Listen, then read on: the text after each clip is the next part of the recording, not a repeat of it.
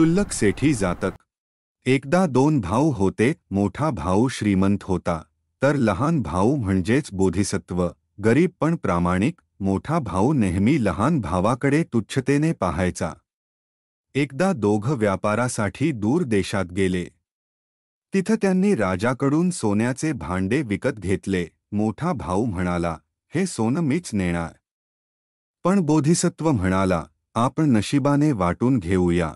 राजाने दोघांचं बोलणं ऐकलं. मोठा भाऊ गर्वाने ओरडला, हा गरीब काय घेणार. राजाने विचार केला आणि दोघांना एक एक भांडे दिलं. पण एका भांड्याखाली राजाने एक सुंदर हिरा लपवला होता, जो गेला बोधिसत्वाकडे. मोठा भाऊ चिडला.